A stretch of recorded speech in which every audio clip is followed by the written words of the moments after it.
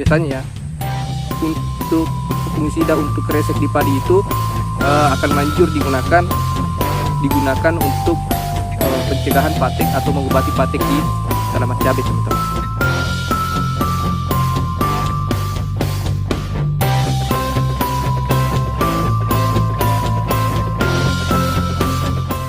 Assalamualaikum warahmatullahi wabarakatuh.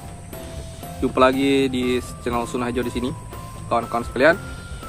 Jadi pada hari ini kita akan sedikit membahas mengenai patek ya, teman-teman. Jadi kita itu petani cabai, kendalanya ada di situ ya. Biasanya kalau buat cabai kita sudah lagi mewah-mewahnya, lagi bagus-bagusnya, tiba-tiba datang patek ya, teman-teman. Aduh, terkadang kita pusing. Mau cari obat di mana, obatnya seperti apa, dan lebih parahnya lagi ketika patek itu ketika lalat buah itu dikira patek, itu salah ya, dan kemudian membeli fungisida untuk patek dan ternyata bukan patek. Nah kemudian patek itu, teman-teman, merupakan virus ya, disebabkan oleh cendawan. Jadi virusnya adalah virus antraknosa biasanya yang seperti kita kenal. Terus untuk cara mengatasinya, kita harus menggunakan fungisida ya, teman-teman, bukan insektisida. Ada beberapa jenis ya yang bisa saya rekomendasikan kepada teman-teman. Jadi ada nanti 4 jenis fungisida ya yang saya rekomendasikan kepada teman-teman sekalian. Yang pertama, di sini ada saya punya Cabretop. Nah, Cabretop. Musim lalu saya gunakan ini Cabretop, namun untuk musim ini saya ganti lagi menggunakan fungisida yang lain. Saya melihat perbedaan seperti apa. Terus kemudian di sini ada saya punya Kuprosat, teman-teman. Jadi Kuprosat ini bisa juga digunakan untuk patek ya. Kalau di padi kita gunakan ini untuk kresek. Biasanya ya, untuk fungisida untuk kresek di padi itu akan manjur digunakan untuk pencegahan patek atau mengobati patek di tanaman cabai, teman-teman. Contohnya ini Kuprosat bisa mengatasi kresek, bisa juga digunakan untuk mengatasi patek pada tanaman cabai. Terus selanjutnya di sini saya ada Nativo. Ya, Nativo ini juga untuk patek ya pada cabai. Nah, lucunya teman-teman, ini Nativo juga bisa digunakan untuk kresek pada tanaman padi. Dan bisa juga digunakan untuk patek di tanaman cabai. Selanjutnya tentunya ada Mancozeb, teman-teman. Nah, Mancozeb ya. Namun untuk Mancozeb yang saya anjurkan ya, teman-teman, ada baiknya kita gunakan Mancozeb yang dimix ya. Contohnya Mancozeb dimix dengan Carbendazim. Kebetulan di sini ada saya punya sampel, teman-teman. Di sini ya, ini namanya Diamond MX, dia produk daripada Sumans ya, PT Sumans. Jadi Diamond MX ini adalah fungisida, Mancozeb, dan Carbendazim. Jadi Carbendazim ini juga salah satu fungisida pengendali patek, teman-teman.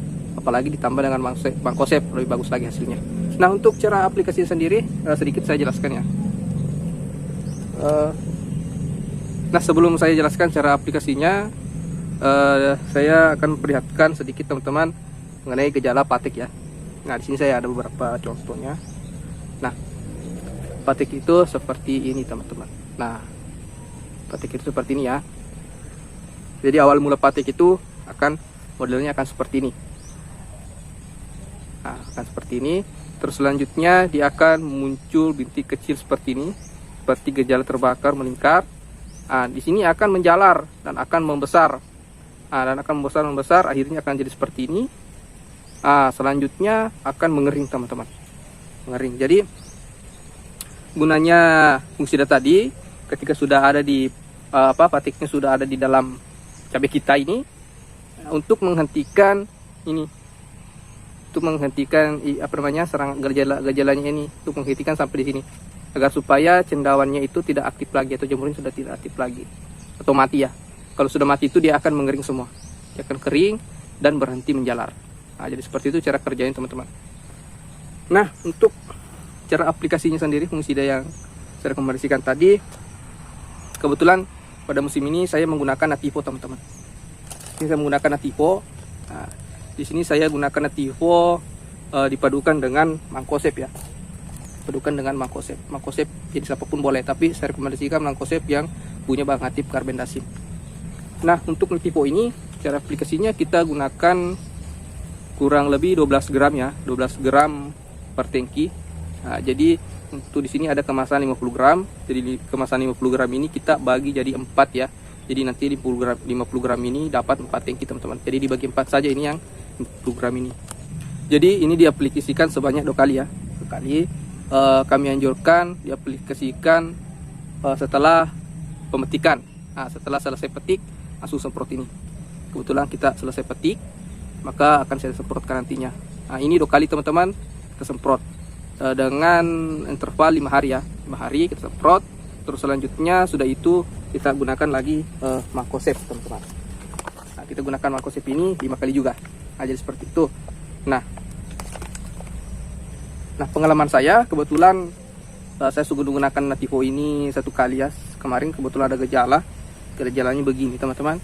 Begini, alhamdulillah pateknya berkurang. Baru 1 kali aplikasi. Jadi ini nantinya sudah aplikasi yang kedua kalinya.